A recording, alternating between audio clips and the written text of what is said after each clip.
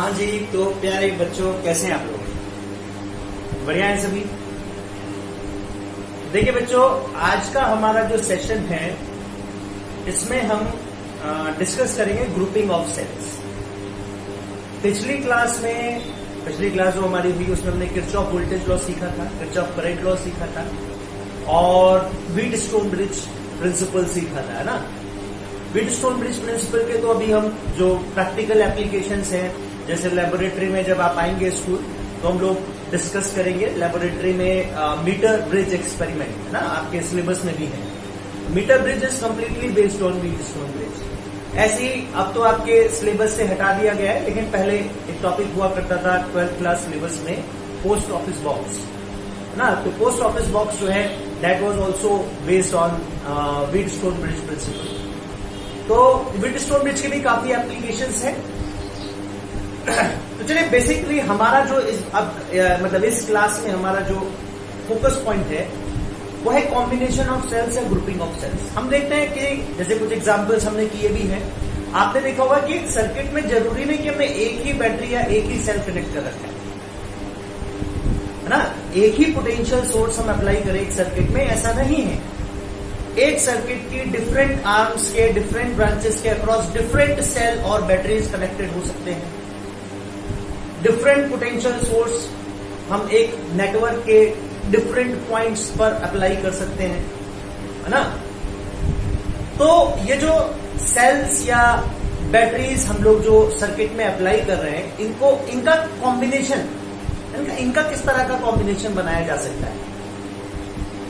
तो हम लोग को बेसिक मतलब बेसिक मेथड या बेसिक ग्रुपिंग पढ़ेंगे, बेसिक कॉम्बिनेशंस पढ़ेंगे।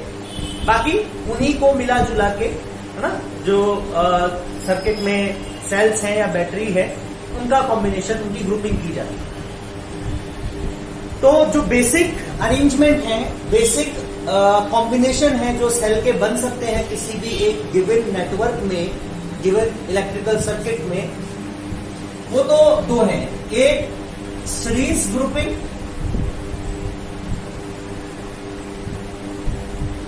क्या कह सकते हैं, सीरीज कॉम्बिनेशन ऑफ सेल्स, और एक parallel combination of cells. Parallel को हम अभी थोड़ा बाद में डिस्कस करेंगे।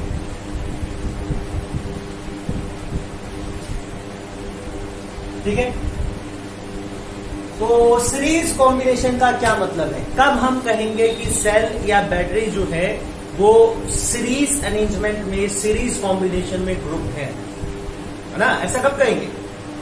तो देखिए, अगर कहीं किसी एक इलेक्ट्रिकल नेटवर्क में या नेटवर्क की किसी आर्म या किसी पर्टिकुलर ब्रांच में अगर कुछ सेल या कुछ बैटरीज इस तरह से कनेक्टेड है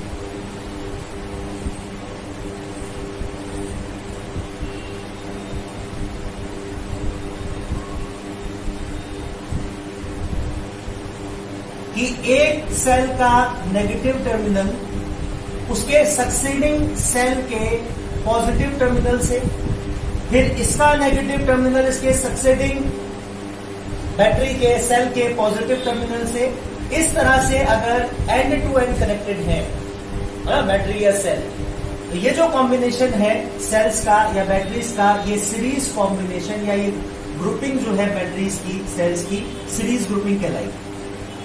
ठीक है, एंड टू एंड कनेक्टेड है। अच्छा, ये जो मैंने बनाई है इंटरनल रेजिस्टेंस है।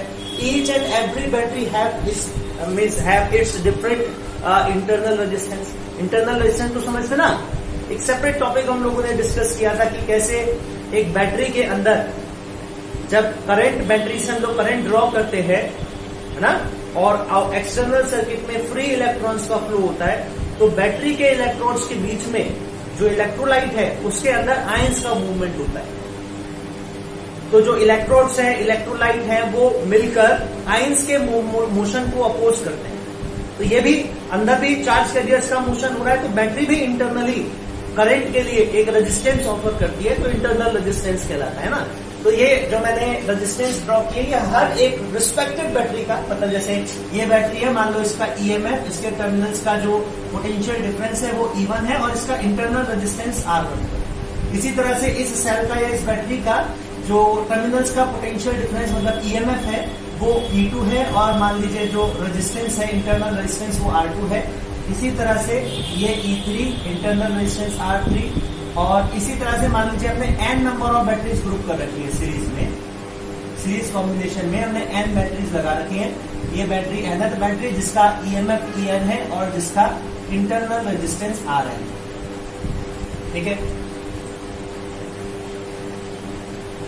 अब ये मतलब जो हमारी ये आप किसी भी सर्किट की आर्म मान लीजिए, इसी को कंप्लीट सर्किट मान लीजिए, है ना। ये ए और बी पॉइंट के बीच में ये हमारे n नंबर ऑफ सेल्स हैं डिफरेंट EMF के, ठीक है, जिनके रिस्पेक्टिव इंटरनल रेजिस्टेंसेस मैंने मार्क कर रखे हैं R1, R2, R3, R1, Rn, ठीक है, nth सेल के लिए।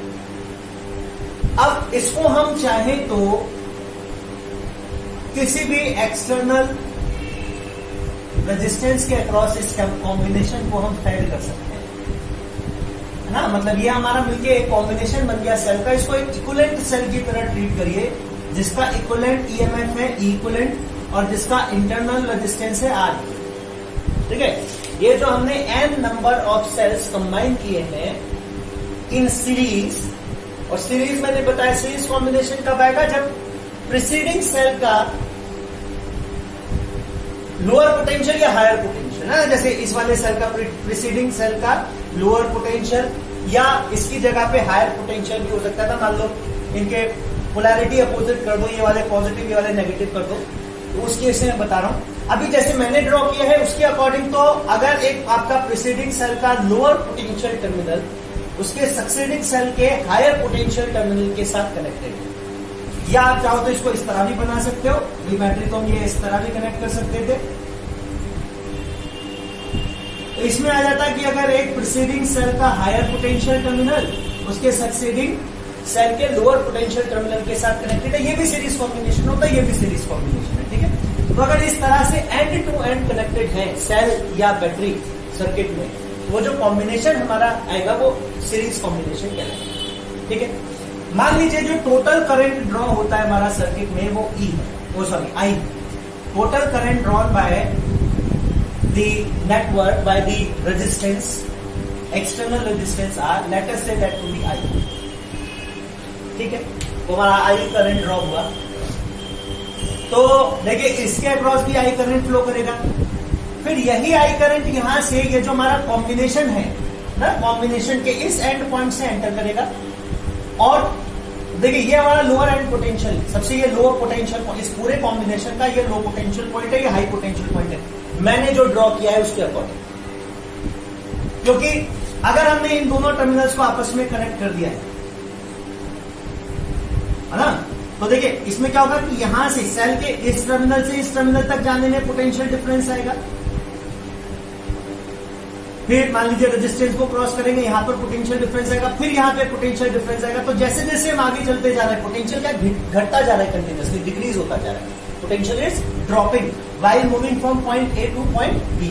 ये हमारा सबसे हाई पोटेंशियल एंड होगा, ये सबसे लो पोटेंशियल एंड होगा इस कॉम्बिनेशन का। तो मान लीजिए हमारा टोटल करंट जो इस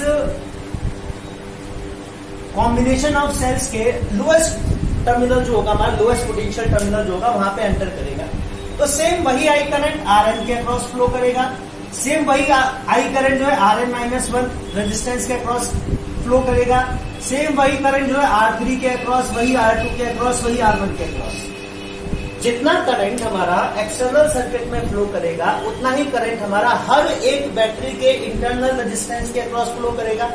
because according to conservation of charge, अगर किसी पॉइंट से I चार्ज पास हो रहा है पर यूनिट टाइम, है ना, rate of flow of charge I है, तो हर पॉइंट पे, क्योंकि एक ही पाथ है, ये यहां से लेकर यहां तक ये एक ही अवेलेबल पाथ है, कहीं पर भी करंट डाइवर्ज नहीं होगा, तो हर एक पॉइंट पर 1 सेकंड में I चार्ज ही फ्लो होगा। मतलब हर एक पॉइंट से जो करंट पास होगा वो I होगा। ये कंजर्वेशन ऑफ चार्ज, क्योंकि चार्ज कहीं भी एक्यूमुलेट नहीं हो सकता कि कहीं पे भी इस पॉइंट से अगर I चार्ज गुजरा, I करंट पास हुआ तो यहाँ पे I से कम हो जाए या यहाँ पे I से ज्यादा हो जाए, ऐसा नहीं हो सकता है। हर एक पॉइंट पर करंट की वैल्यू I ही होगी। तो यहां भी हर एक बैटरी के इंटरनल रेजिस्टेंस से सेम करंट पास होगा। मतलब हर एक बैटरी का जो इंटरनल रेजिस्टेंस है सबसे पहली बात तो वो सीरीज में कंबाइन हो गए क्योंकि सभी के अक्रॉस सेम करंट फ्लो कर रहा है। और ये जो सीरीज कॉम्बिनेशन आएगा इनका, ये एक्सटर्नल रेजिस्टेंस के साथ भी सीरीज में है, ये एक्सटर्नल रेजिस्टेंस के साथ भी सीरीज में है, क्योंकि जितना करंट एक्सटर्नल रेजिस्टेंस के अक्रॉस फ्लो कर रहा है उतना ही यहां इस कॉम्बिनेशन में हर एक इंडिविजुअल इंटरनल रेजिस्टेंस के अक्रॉस फ्लो कर रहा है। तो देखिए मैं लिख सकता हूं आर इक्विवेलेंट जो आएगा ना, वो कितना आएगा R1 प्लस R2, क्योंकि ये सारे इंटरनल रेजिस्टेंस सीरीज में आ जाएंगे। हर बैटरी का इंटरनल रेजिस्टेंस दूसरे बैटरी के इंटरनल रेजिस्टेंस के साथ सीरीज में होगा, तो इक्विवेलेंट इंटरनल रेजिस्टेंस ही आ जाएगा हमारा। फिर जैसा मैंने आपको बताया कि जैसे जैसे हम आगे चलेंगे पोटेंशियल ड्रॉप क्या होगा, पोटेंशियल ड्रॉप क्या होगा, मतलब यहाँ ड्रॉप मतलब पोटेंशियल ड्रॉप होता जाएगा। ए से यहां तक आने में पोटेंशियल ड्रॉप होगा, फिर इस बैटरी को जंप करेंगे तो पोटेंशियल ड्रॉप होगा। तो टोटल पोटेंशियल ड्रॉप जो आएगा ना इस नेटवर्क में, वो सभी बैटरीज के ईएमएफ का सम होगा। ए और बी के बीच में जो पोटेंशियल डिफरेंस आएगा वो सभी बैटरीज के ईएमएफ का सम होगा, E1 plus E2 plus E3 up to EN। ठीक है, ये हमारा इक्विवेलेंट ईएमएफ आ जाएगा। तो सीरीज में जो ईएमएफ है, मतलब बैटरीज के जो ईएमएफ है, इक्विवेलेंट ईएमएफ जो आएगा वो सभी बैटरी या सेल के इंडिविजुअल ईएमएफ का अलजेब्रिक सम होगा। इसी तरह से जो टोटल इंटरनल रेजिस्टेंस आएगा इस कॉम्बिनेशन ऑफ सेल्स का, इस कॉम्बिनेशन ऑफ बैटरी का, तो टोटल इंटरनल रेजिस्टेंस जो है वो भी सभी बैटरीज के इंडिविजुअल इंटरनल रेजिस्टेंसेस का अलजेब्रिक सम। आ रही बात समझ में? अब मान लीजिए अगर हम आइडेंटिकल सेल्स ले लें,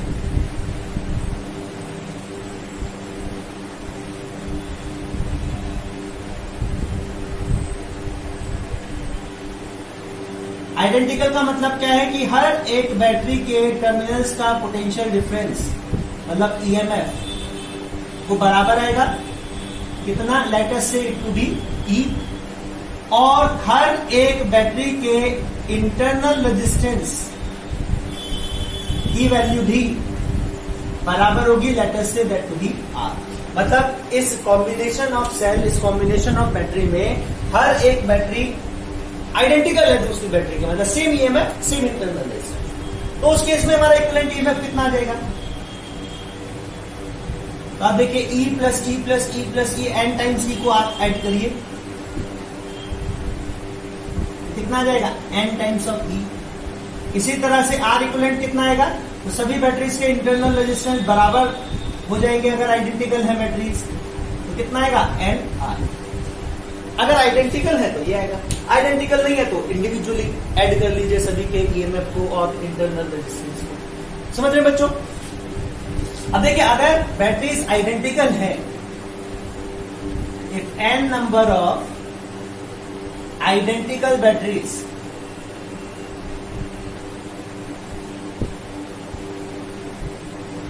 are group in series combination और आर ग्रुप इन सीरीज, तो जैसा हमने लिखा कि E इक्विवेलेंट तो उनका आएगा n टाइम्स ऑफ E और R इक्विवेलेंट उनका आएगा n times of small r। तो देखिए टोटल रेजिस्टेंस सर्किट का टोटल रेजिस्टेंस कितना हो जाएगा? एक्सटर्नल रेजिस्टेंस प्लस कॉम्बिनेशन का जो इंटरनल रेजिस्टेंस होगा ये एक्सटर्नल के साथ सीरीज में आएगा, तो आ जाएगा कैपिटल R प्लस NR। तो जो टोटल करंट ड्रॉ होगा बैटरी से, the total amount of current drawn by equivalent battery और बाय द कॉम्बिनेशन, पूरे कॉम्बिनेशन से, या इसको अगर हम एक ही सेल एक बैटरी मान लें जिसका इक्विवेलेंट ईएमएफ इतना और इंटरनल रेजिस्टेंस इतना है, उससे टोटल करंट कितना ड्रॉ होगा? I इक्वल्स टू लिख सकते हैं EMF which is NE upon total resistance of the circuit which is capital R plus small nr। ठीक है, ये हमारा करंट आ जाएगा भाई, total EMF divided by total resistance of the circuit. Total resistance will include external resistance plus internal resistance of the combination which will be in series with the external resistance। ये आ जाएगा हमारे पास। ठीक है, अब देखिए इसमें हम एक कंडीशन देख सकते हैं कि अगर मान लीजिए ऐसा भी हो सकता है कि एक्सटर्नल रेजिस्टेंस हमारा इंटरनल रेजिस्टेंस से बहुत बड़ा, अगर एक्सटर्नल रेजिस्टेंस जो है वो इंटरनल रेजिस्टेंस से बहुत बड़ा है ना, इनफाइनेटली लार्ज है, एक्सटर्नल रेजिस्टेंस की वैल्यू बहुत ज्यादा है, मान लीजिए 1000 किलो ओम है, और इंटरनल रेजिस्टेंस बहुत छोटा है 0.1 या 0.2 ओम, इस तरह से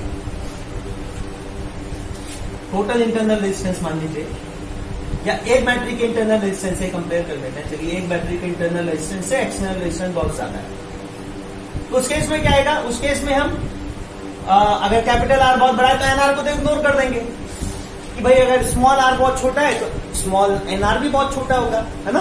तो टोटल रेजिस्टेंस को हम लगभग कैपिटल आर ही मान सकते हैं, तो टोटल करंट जो आएगा उसको मैं simple N times of E upon R लिख सकता हूं, ठीक है। और अगर मान लीजिए कैपिटल आर बहुत छोटा है स्मॉल आर से, तो फिर कैपिटल आर को इग्नोर कर देंगे और करंट की वैल्यू आ जाएगी आपकी N E upon N into small R which will be E by R. अब दोनों कंडीशंस को आप इंडिविजुअली यहां पर विजुलाइज कीजिए। पहली वाली कंडीशन देखिए, अगर हमारा एक्सटर्नल रेजिस्टेंस बहुत बड़ा है और इंटरनल रेजिस्टेंस बहुत छोटा है, तो अगर मैं एक सेल लगाऊं, मान लीजिए एक सेल लगाता हूं मैं ईएमएफ और आर इंटरनल रेजिस्टेंस का, और एक्सटर्नल रेजिस्टेंस हमारा सर्किट का वही कैपिटल आर ही लेंगे, तो कितना करंट ड्रॉ होगा, I equals to total resistance. R तो बहुत छोटा है, पहली वाली कंडीशन ले रहे हैं, इंटरनल रेजिस्टेंस बहुत छोटा है और एक्सटर्नल रेजिस्टेंस बहुत बड़ा है, तो वही कंडीशन में ले रहा हूं कि अगर मैं सिर्फ एक सेल लगाऊं, एक सेल से कितना करंट आएगा, आर तो बहुत छोटा है, तो टोटल रेजिस्टेंस वैसे तो capital R plus small R आना चाहिए, लेकिन मैं इसको इग्नोर करके टोटल रेजिस्टेंस को लगभग आर ही मान लेता हूं, है ना, because R is very much greater than small R, मतलब इंटरनल रेजिस्टेंस के कंपैरिजन में एक्सटर्नल रेजिस्टेंस बहुत बड़ा है। तो उसमें देखिए टोटल करंट कितना आ जाएगा, टोटल करंट आ जाएगा ई बाय आर, है ना। और अगर हम ऐसे एन सेल्स ग्रुप करेंगे, सीरीज में एन सेल्स लगा लेंगे, तो एन सेल्स का आ जाएगा एन ई बाय आर। कहने का मतलब हर एक cell individually E by R current send करेगा, हर cell individually E by R current send करेगा। अब देखिए इसी तरह से हमारी जो दूसरा कंडीशन है, दूसरी कंडीशन मतलब अगर आर जो है वो बहुत छोटा हो स्मॉल आर से, तो इसी तरह से मान लीजिए मैं ये एक्सटर्नल रेजिस्टेंस कैपिटल आर के साथ ये एक ई बैटरी कनेक्ट कर दे रहा हूं, जिसका इंटरनल रेजिस्टेंस स्मॉल आर है और ईएमएफ ई है। देखिए इस बार क्या करेंगे, आर बहुत छोटा है, कैपिटल स्मॉल आर से इंटरनल रेजिस्टेंस बहुत बड़ा है, मतलब ये ऐसे 0.1 या 0.2 ओम और ये जैसे 100 ओम या 200 ओम है बैटरी का इंटरनल रेजिस्टेंस, तो टोटल रेजिस्टेंस लगभग आर ही आ जाएगा। कैपिटल आर को तो हम इग्नोर कर देंगे, वैसे तो टोटल रेजिस्टेंस ही आना चाहिए capital R plus small R, लेकिन यही कंडीशन मानते हुए कि भाई कैपिटल आर के कंपैरिजन में स्मॉल आर बहुत बड़ा है, तो टोटल रेजिस्टेंस को स्मॉल आर माने तो टोटल करंट जो ड्रॉ होगा बैटरी से आई वो आ जाएगा हमारा ई डिवाइडेड बाय आर ना। एक सेल से इतना करंट सेंड होगा। तो यहां देखिए अगर हम N number of cells group कर रहे हैं और हमारा यहां पे अगर कैपिटल आर की वैल्यू स्मॉल आर से बहुत छोटी है ना, एक्सटर्नल रेजिस्टेंस बहुत छोटा है और इंटरनल रेजिस्टेंस बहुत बड़ा है, तो उस केस में एन नंबर ऑफ सेल्स मिलकर उतना ही करंट सेंड करेंगे जितना सिर्फ एक सेल कर रहा है ना। एन सेल से भी उतना ही करंट सेंड होगा, एन सेल से भी उतना ही करंट ड्रॉ होगा जितना एक सेल से करंट ड्रॉ हो रहा है, तो फिर फायदा क्या हुआ एन सेल्स कंबाइन करने का, एक ही सेल लगा सकते हैं ईएमएफ और R small R internal resistance का, एन सेल्स की ग्रुपिंग करने से क्या फायदा होगा। तो एन सेल्स की ग्रुपिंग मतलब सीरीज ग्रुपिंग कब करना फायदेमंद होता है, when it will be मतलब it will be beneficial for us to group these cells in series combination। तो कब, यहां देखिए इस वाले सर्किट में, इस वाली कंडीशन में जब एक्सटर्नल रेजिस्टेंस आपका इंटरनल रेजिस्टेंस के कंपैरिजन में बहुत बड़ा है ना, बहुत बहुत ज्यादा बड़ा है, उस केस में आपका जो टोटल करंट ड्रॉ होगा एक सेल से कितना होगा E by R, N cell से कितना होगा एन ई बाय आर। तो यहां ये फायदा है ना कि अगर एन सेल्स लगाओगे तो current N E by R आएगा, एक सेल लगाओगे तो ई बाय आर आएगा, दो सेल लगाओगे तो 2 ई बाय आर आएगा, तो हर एक सेल मिलकर E by R current send करेगा, मतलब each and every cell is क्या कहें उसको पार्टिसिपेटिंग इन द करंट, है ना। हर एक सेल जो है वो equal amount of current send कर रहा है, हर एक cell E by R current send कर रहा है और एन सेल्स का current N E by R. तो सीरीज ग्रुपिंग, वही मैं आपको दिखाना चाहता था कि एक्चुअली सीरीज ग्रुपिंग हम करेंगे कब, सेल्स को हम सीरीज कॉम्बिनेशन में कब लगाएंगे। तो सेल को सीरीज कॉम्बिनेशन में हमको तब कनेक्ट करना है, कब करना है, जब एक्सटर्नल रेजिस्टेंस जो है हमारा वो बैटरीज के इंडिविजुअल इंटरनल रेजिस्टेंस के कंपैरिजन में बहुत बड़ा, और अगर एक्सटर्नल रेजिस्टेंस जो है वो छोटा है तो फिर सीरीज ग्रुपिंग का कोई फायदा नहीं रह जाता, क्योंकि आप एन सेल्स अगर कनेक्ट करोगे भी तो एन सेल्स का कंबाइंड करंट उतना आएगा जितना एक सिंगल सेल का आ जाएगा। फिर तो आपको फायदेमंद यह है कि आप एक ही बैटरी या एक ही सेल कनेक्ट करो, क्योंकि एन सेल्स भी सीरीज में उतना ही करंट सेंड करेंगे जितना एक करंट सेंड करेगा। ठीक है बच्चों, ये तो थोड़ी बेसिक सी बात हो गई।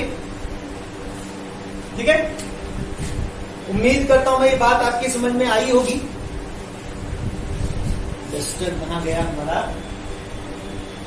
कुछ और बात मैं आपको इंपॉर्टेंट और बताना चाह रहा हूं। देखिए, चलिए मैं इसको हाथ से रख देता हूं और इधर लिख देता हूं मैं।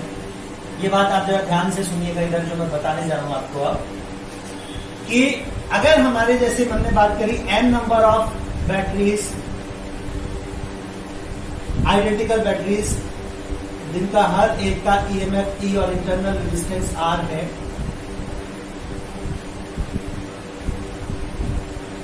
ऐसी बैटरीज हमने ग्रुप करी, आपस में कंबाइन करी, सीरीज ग्रुपिंग हुई उनकी। ठीक है, तो इनका इक्विवेलेंट ईएमएफ हमने देखा कितना आएगा, एन ई, और इंटरनल रेजिस्टेंस आएगा, इक्विवेलेंट ईएमएफ हो जाएगा, इक्विवेलेंट ईएमएफ आ जाएगा एन ई, और इक्विवेलेंट इंटरनल रेजिस्टेंस आ जाएगा एन इंटू स्मॉल एन, है ना। मान लीजिए इसमें से m नंबर ऑफ सेल, आपने ये ध्यान देने वाली बात है, इसको ध्यान से सुनिएगा। If m number of cells, if polarity of m cells is reversed, मान लीजिए m नंबर ऑफ सेल्स ऐसे हैं जिनकी पोलैरिटी हमने रिवर्स कर दी। अच्छा, मैं इसको रिफिल करके आता हूं, एक मिनट आप इतने, मैं बोलता हूं कुछ आप ध्यान से सुनते रहिए। कि अगर मान लीजिए हमारे n number of identical sales जो है वो आपने सीरीज में ग्रुप किए, ठीक है बच्चों, और मैं कह रहा हूं आपने उसमें से क्या किया, m नंबर ऑफ सेल्स जो है, कुछ m नंबर ऑफ सेल्स हैं, उनकी पोलैरिटी आपने रिवर्स कर दी। पोलैरिटी मतलब जिस ऑर्डर में ये हमारे एंड टू एंड कनेक्ट होते हैं ना, उस ऑर्डर को हमने रिवर्स कर दिया, उस ऑर्डर को हमने रिवर्स कर दिया। कैसे, जैसे मैं बता रहा हूं कि मान लीजिए जैसे n सेल्स थे,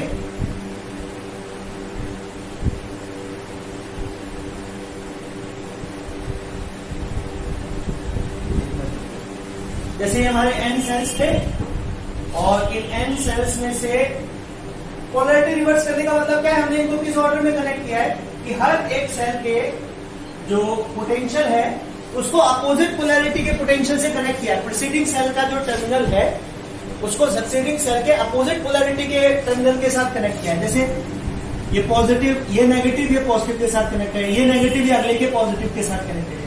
तो पोलैरिटी रिवर्स करने का मतलब क्या है, जैसे बीच में मैंने क्या किया, ये पोलैरिटी ऐसे कर दी, नेगेटिव के साथ पॉजिटिव कंबाइन होना चाहिए था, लेकिन मैंने इस सेल का नेगेटिव ही इस सेल के नेगेटिव के साथ कंबाइन कर दिया, ऐसे ना। तो ये दो की हमने पोलैरिटी रिवर्स कर दी, फिर बाद में पोलैरिटी सेम कर दी इसी तरह से, और ये हमारे n number of cells combine है। ठीक है, तो इसका जो इक्विवेलेंट ईएमएफ आएगा ना, वो आ जाएगा n माइनस 2 टाइम्स ऑफ, अच्छा 2 है तो हो जाएगा 4 times of, n minus 4 times of. मतलब एक सेल की पोलैरिटी रिवर्स करने पर क्या होगा, 2 सेल के ईएमएफ के बराबर ईएमएफ न्यूट्रलाइज हो जाएगा। आ रही बात समझ में, कैसे, ये 2 का मतलब ये हमने तो लगाए थे 2, लेकिन ये 4 के बराबर। भाई इक्विवेलेंट हमारा आना कितना चाहिए था, n ही आना चाहिए था, लेकिन मैं कह रहा हूं आएगा n ई माइनस 4e, मतलब ये 4 सेल्स के इक्विवेलेंट ईएमएफ, 4 सेल के बराबर का जो ईएमएफ है वो टोटल इक्विवेलेंट ईएमएफ में से कम हो जाएगा, इतना घट जाएगा ईएमएफ। क्यों, हमने तो 2 ही रिवर्स किए, पोलैरिटी में तो हमने 2 ही रिवर्स किए ना, आरी बात समझ में, 2 ही रिवर्स किए, 4 क्यों घट गए, उसका रीजन देखिए। अब देखिए आपके सेम पोलैरिटी में कितने हैं, सेम पोलैरिटी में कितने हैं, अगर 2 आपने रिवर्स कर दिए तो सेम पोलैरिटी में बचे आपके n-2। तो जो सीरीज में लगे हुए हैं सेम पोलैरिटी में, उनका इक्विवेलेंट ईएमएफ कितना हो गया, n-2e। और 2 आपने रिवर्स कर दिए हैं, 2 आपने रिवर्स कर दिए हैं, जैसे n थे पहले, अब सेम पोलैरिटी में कितने आएंगे, 1 2, इन दोनों को छोड़ दीजिए, 3 4, तो n थे, अब कितने आएंगे, n-2e। और इसमें से जो रिवर्स किए हैं उनकी पोलैरिटी और घटा दीजिए, तो कितने आ जाएंगे, n-4e। समझ रहे कि 2 अगर आपने रिवर्स किए ना, तो पहले सीरीज में n लग रहे थे तो इक्विवेलेंट n ही आ रहा था। अब अगर 2 रिवर्स कर दिए तो सीरीज में कितने बचे, n-2 बचे, n-2e तो उनका हो गया, प्लस 2 जो रिवर्स करे है ना उनका और पोटेंशियल हमको घटाना पड़ेगा ना, क्योंकि वो तो अब अपोजिट पोलैरिटी में कनेक्टेड है। तो क्या होगा, n-2e में से 2e और घटाना पड़ेगा, तो हो जाएगा n-4e। तो अगर n नंबर ऑफ सेल्स हमने, इसको मैं यहां पे लिख देता हूं, इसको ध्यान से आप नोट डाउन कर लीजिएगा। If m cells are reversed, reverse मतलब उनकी पोलैरिटी रिवर्स कर रहे हैं, among the n cells connected in series, n identical cells, among the n identical cells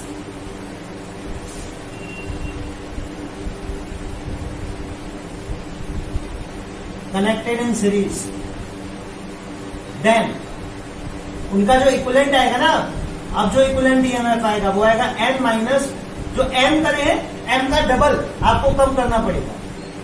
जैसे अगर एक सेल की पोलैरिटी रिवर्स करी है तो 2e कम करना पड़ेगा, n में से 2e कम करना पड़ेगा। अगर 2 सेल की पोलैरिटी कम करी है तो 4e कम करना पड़ेगा, 3 की करी है तो 6e करना पड़ेगा। m सेल्स की पोलैरिटी रिवर्स करी है तो ne में से कितना घटाना पड़ेगा, 2 टाइम्स ऑफ ne। ठीक है, लेकिन इंटरनल रेजिस्टेंस में कोई फर्क नहीं पड़ेगा। मान लीजिए अगर आप इसको किसी एक एक्सटर्नल सर्किट के अक्रॉस स्प्रेड कर दे ना, जिसका रेजिस्टेंस है कैपिटल R, आप ये देखिए अगर यहां करंट ड्रॉ हुआ I, एक्सटर्नल रेजिस्टेंस से करंट I फ्लो करा, यहां भी I करंट फ्लो करेगा, तो इवन जो रिवर्स पोलैरिटी में कनेक्टेड है ना उनके अक्रॉस भी सेम करंट फ्लो करेगा, और उस करंट को उनके इंटरनल रेजिस्टेंस के अक्रॉस फ्लो ही करना है।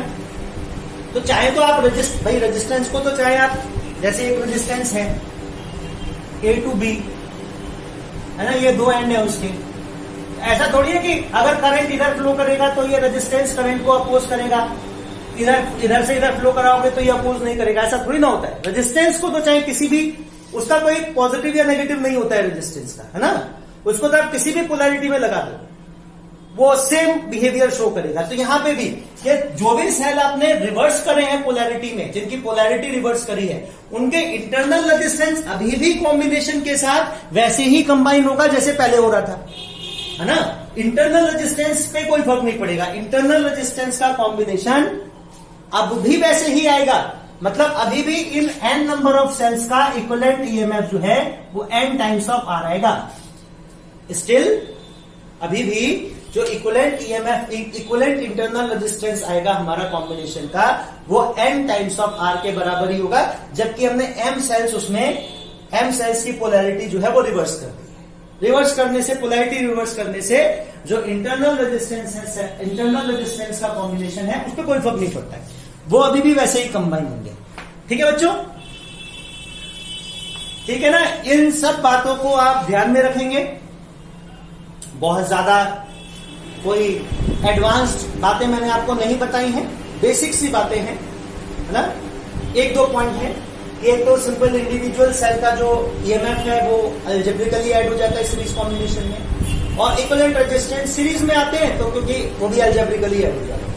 एक्सटर्नल रेजिस्टेंस के साथ इंटरनल रेजिस्टेंस सीरीज में कम जाता है, तो total resistance capital R plus जो भी इक्विवेलेंट आएगा हमारा R इक्विवेलेंट, उसके बराबर। Equivalent EMF E1 plus E2 plus E3 सभी सेल्स के इंडिविजुअल ईएमएफ का अलजेब्रिक सम। सीरीज कॉम्बिनेशन यूज तभी किया जाता है, तब जब एक्सटर्नल रेजिस्टेंस बहुत बड़ा हो और इंडिविजुअल सेल का इंटरनल रेजिस्टेंस छोटा हो, अदरवाइज कोई फायदा नहीं। है ना। दूसरी कंडीशन में कि अगर कैपिटल आर छोटा हो स्मॉल आर से, तो फिर कोई फायदा नहीं है, क्योंकि फिर ग्रुप में से सिर्फ एक ही उतना ही करंट ड्रॉ होगा जितना एक सेल से होता है, तो ग्रुपिंग का कोई फायदा नहीं है। ठीक है, फिर मैंने आपको ये बताया कि अगर पोलैरिटी रिवर्स कर दे तो क्या होगा ना, तो ये पोलैरिटी रिवर्स वाली, तो ये 2-3 बातें हैं जो आपको ध्यान में रखनी है।